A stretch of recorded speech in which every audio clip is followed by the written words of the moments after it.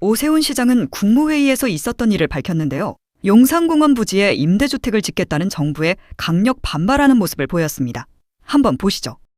이번에 정부에서 나온 세제 개편안을 비롯해서 이른바 집값을 잡겠다고 하는 방안이 국민을 잡고 있습니다. 아마 성실하게 생활을 하시면서 5년, 10년, 20년 동안 부동산을 소유하면서 관리해 오신 많은 정부 방침을 믿고 법 원칙을 믿었던 시민 여러분들이 굉장히 우려가 깊으시고 당황스러우실 겁니다. 오랫동안 정부가 정한 원칙을 믿고 그리고 세금을 납부할 계획을 세우고 재산을 관리해 왔는데 갑자기 방침을 바꾸어서 당장 올해부터 혹은 내년부터 내후년부터 이렇게 증세를 하겠다. 보유세는 이렇게 올리고 양도세는 이렇게 올리겠다 하는 정부의 방침 발표를 보면서 얼마나 많이 당황스럽고 또 걱정되시고 그리고 분노도 느끼고 계시겠습니까?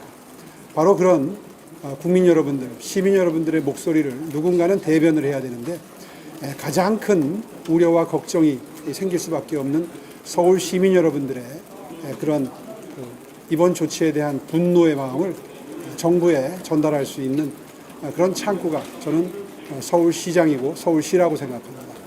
그런 의미에서 최근에 정부의 잘못된 정책 추진에 대해서 분명한 이의를 제기하고 그리고 아직 확정되지 않은 법령이니만큼 앞으로 입법 작업을 통해서 지금까지 제기됐던 이런 우려와 걱정들이 이번에 발표된 세제 개편안에 반영이 돼서 그런 국민적인 걱정이 해소되고 최소화될 수 있도록 최선의 노력을 다해 나가고자 하는 그런 생각에서 최근에 이런 이의 제기를 하고 있는 겁니다. 실제로 이재명 정부가 내놓은 대책들은 전부 단기 대책 내지는 초단기 대책입니다. 그러니까 모든 정책을 하나하나 뜯어보면 뜯어볼수록 본인이 남은 임기, 앞으로 한 3, 4년 내에 해결될 수 있는, 적용할 수 있는, 그래서 그동안 집값을 잡을 수 있는데 초점이 맞추어져 있고 그 이후에 5년 뒤, 7년 뒤, 10년 뒤, 20년 뒤에 집값이 안정될 수 있는 대책에는 굉장히 무성의합니다. 이런 점에 대해서도 분명히 문제를 제기하고 정권은 유한하지만 국민들의 생활고 그리고 재산 관리 이런 것을 둘러싼 국민들의 장기적인 인생 계획은 결코 그렇게 짧은 호흡으로 될 수 있는 게 아니다 하는 점을 분명히 하고 그런 점에 대한 이의 제기를 계속해 나갈 생각입니다. 시장님. 네, 다음 질문 있으신 분, 대한경제 임성혁 기자. 예, 저는 대한경제 임성혁 기자입니다. 내일 김윤덕 국토부 장관 만나시는 걸로 알려졌는데 어떤 얘기를 좀 나누실 예정인지 정부 안에 대한 협상의 여지는 있는지고요. 그리고 어제 국무회의에서 대통령께서 재개발 재건축 추가 규제 완화를 건의를 하셨는데 실장님 대통령인데 근데 대통령은 집값을 폭등시킬 가능성을 높여서는 안 된다 이렇게 좀 얘기를 하셨습니다. 시장님께서는 대통령의 이런 우려에 대해서 어떤 입장이신지? 네. 내일 김윤덕 국토부 장관님을 뵙도록 되어 있습니다. 내일 제가 드릴 말씀은 지금처럼 이렇게 일방적으로 정부가 방침을 정해놓고 밀어붙이기식으로 해법을 모색한다면 정말 실효성 있는 대책이 나오기 어렵다는 점을 다시 한번 강조해서 말씀드릴 생각입니다. 이번 나온 대책들이 거의 정부가 일방적으로 결정하거나 아니면은 저희와 협의하는 모양만 갖추었지만 실질적으로는 사실상 통보에 가까운 그런 의논 형태였습니다. 다시 말해서 일방적으로 통보를 해놓고 서울시가 의견을 내면 하나도 반영하지 않은 채 정부 정책이 발표되곤 하는 이런 모습들이 행태가 반복되고 있는데 이런 행태로는 결코 서울의 집값을 잡는 것은 쉽지 않을 겁니다. 그 점에 대해서 분명히 할 거고요. 두 번째는 최근에 언론을 통해서 이른바 속된 표현으로 애드벌룬을 띄운다고 할까요? 용산 공원의 일부, 특히 어린이 정원 부분을 택지로 쓰겠다, 아파트를 짓겠다 하는 그 정부의 안을 서울시는 통보받은 적이 없습니다. 다시 말해서 언론을 통해서 접하고 이런 방향으로 밀어붙이고 있구나라는 생각을 하지 않을 수가 없습니다. 이런 행태는 결코 바람직하지 않습니다. 제가 어저께 국무회의 석상에서도 대통령께도 그런 말씀을 드렸습니다. 최근에 몇몇 언론을 통해서 어린이 정원을 아파트를 짓는 용도로 바꾸겠다는 기사를 보고 제가 우려를 해서 말씀을 드립니다 하고 말씀을 꺼냈습니다. 이게 도대체 서울시 입장에서는 이렇게 말씀을 드릴 수밖에 없다는 게 너무나 통탄스럽습니다. 분명히 서울 시민들의 이해관계가 걸려 있고, 그리고 이 일을 진행함에 있어서 서울시와의 협조가 반드시 필요한 사안인데, 또 법령상으로도 협의권자로 되어 있는데, 그 부분에 대해서 언론을 통해서 저희들이 접할 수밖에 없다는 것은 용산공원 사례만 하더라도 결코 용납될 수 있는 행태가 아니라는 점, 제가 내일 분명히 국토부 장관께도 다시 한번 강력하게 전달을 할 생각이고요. 또 그 내용면에 있어서도 그렇습니다. 지금 국제업무지구, 용산 국제업무지구에 뭐 6천 가구를 넣는다고 처음에 정부와 국토부와 합의가 됐다가 갑자기 부동산 가격을 잡겠다고 10,000가구를 넣겠다고 해서 저희가 8,000가구까지 타협안을 제시를 했는데 끝내 10,000가구를 집어넣겠다는 게 국토부의 입장입니다. 그런데 거기에서 멀리 떨어지지 않은 용산공원에 또 뭐 10,000가구, 20,000가구가 논의되는 이런 공급안이 나오고 있는데요. 그렇게 되면은 그 근처에 교통 보안은 감당하기 어려운 수준입니다. 다시 말해서 거의 주차장처럼 바뀔 수밖에 없는데, 그곳이 서울역에서부터 저쪽 한강대교까지 한강대로를 관통하는 통과 차량이 한 30~40% 되는 간선도로입니다. 그곳에 그렇게 과도한 교통 보안량이 걸리는 이야기를 서울시와 이런 방구 의논도 없이 국토부 일방적으로 추진하는 모습을 보면서 이것은 절대로 저희가 좌시할 수 없다, 용납할 수 없다 하는 생각을 하는 것이고요. 이런 실무적인 논의를 비롯해서 내일 국토부 장관님 뵈면은 분명하게 앞으로 100년을 내다보고 보존해야 되는 녹지 면적을 한 정권이 부동산 정책을 잘못 시행해서 그 국면을 탈취하기 위한 그런 용도로 100년 동안, 200년 동안 길이길이 후손들의 미래를 생각해서 보존해야 될 사안을 임시방편으로 생각하는 그런 가벼운 정책적 발상은 절대로 국민적인 동의를 받을 수 없다는 점을 분명하게 전달하고자 합니다. 두 번째 질문은 제가 재개발, 재건축이 서울의 거의 유일한 해법이라고 늘 여러 번 반복해서 지금 말씀드리고 있는데요. 이제 이번에 나온 대책에, 정부 대책에 그것을 일부 인정하는 듯한 대책이 들어가 있는 것 다양스럽게 생각합니다. 그런데 충분치 않습니다. 그래서 어저께 민간 공급의 가장 중요한 공급원인 재개발, 재건축의 용적률을 좀 더 완화하고 임대주택 비율을 경우에 따라서, 지역에 따라서 좀 융통성 있게 적용할 수 있는 그런 의무 할당량을 줄일 수 있는 규제 완화, 그리고 조합원 지위 양도를 통해서 조합 내에 생길 수 있는, 진행 과정에서 생길 수 있는 지연 요소인 갈등의 요소를 배제해달라는 취지의 건의 말씀을 다시 한번 국무회의에서 드렸는데요.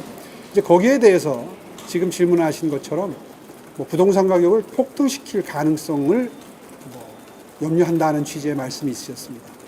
사실 불필요한 걱정이고 과도한 우려십니다. 서울시가 부동산 가격을 잡는 데 마음을 함께 모으고 있고 공급의 진심인데, 과연 그런 재량권이 서울시에 주어진다고 해서 서울시가 이런 주택 공급에 역행할 수 있는, 또 부동산 가격을 안정화시키는 데 역행할 수 있는 그런 정책 수단을 구사하겠습니까? 무슨 말씀이냐 하면, 대통령의 우려는요, 용적률을 높여주게 되면 부동산 가치가 올라가게 되고 그러면 부동산 가격을 자극하는 거 아니냐, 이런 취지의 말씀이신데요.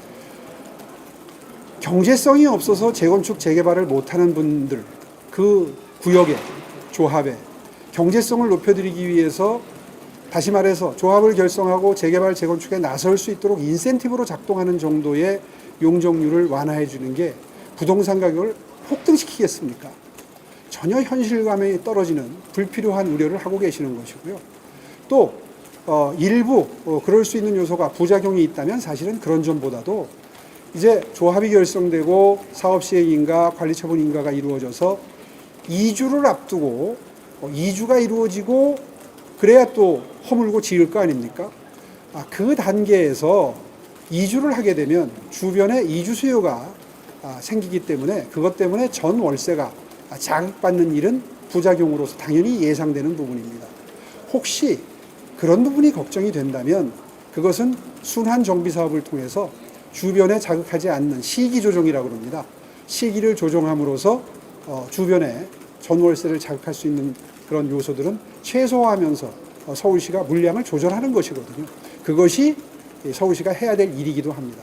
뭐 그런 필수적으로 수반되는 부작용이 무서워서 재개발 재건축 자체를 하지 않는다면 서울에 신규 주택을 공급할 수 있는 방법은 사실상 없는 겁니다.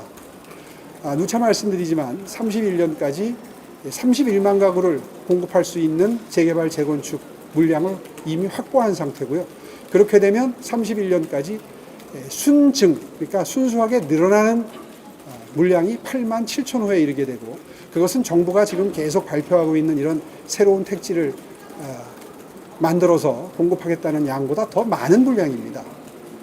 이렇게 실효성 있는 대책을 효율적으로 적절히 정밀하게 주변 집값을 자극하지 않고 전월세를 자극하지 않는 방법으로 서울시가 잘 진행하면 될 터인데 그런 부작용을 염려하면서 지나치게 대통령께서 그런 점을 걱정하시면은 그렇게 되면 시장은 이 메시지를 이게 당분간 서울시와 정부가 엇박자가 나기 때문에 공급이 어렵겠구나 하는 신호로 읽기 때문에 오히려 부동산 가격 안정, 집값 잡는데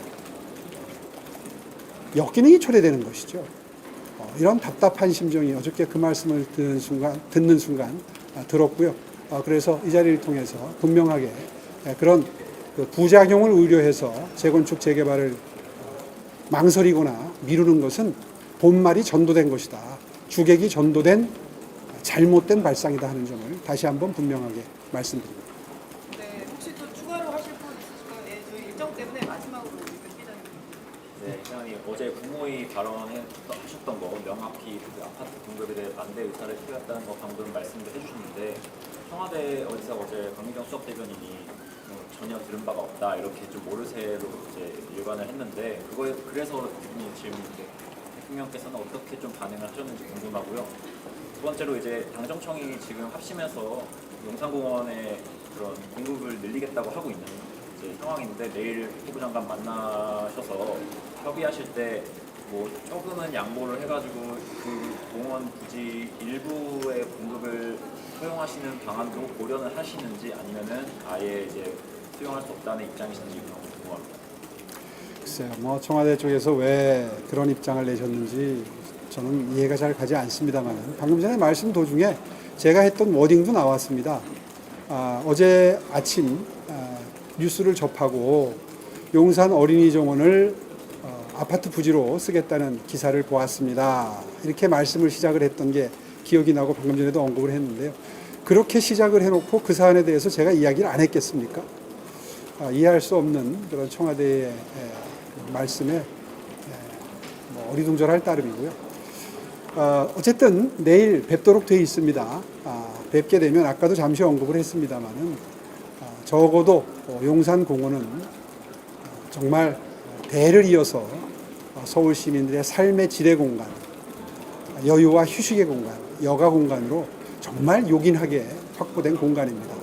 또 역대 어떤 정부도 나중에 부동산 상황이 악화되는 경우에 대비해서 택지로 쓸 수 없도록 여러 정권에서 적어도 용산공원 본체 부지만큼은 손대지 않고 계속 서울 시민들의 미래를 위한 녹지 공간으로 꼭 확보하고 남겨두자는 취지의 사회적 공감대가 이미 형성이 되었었고 그 점을 법안에 담아서 용산공원 특별법을 이미 만들어 두었던 겁니다.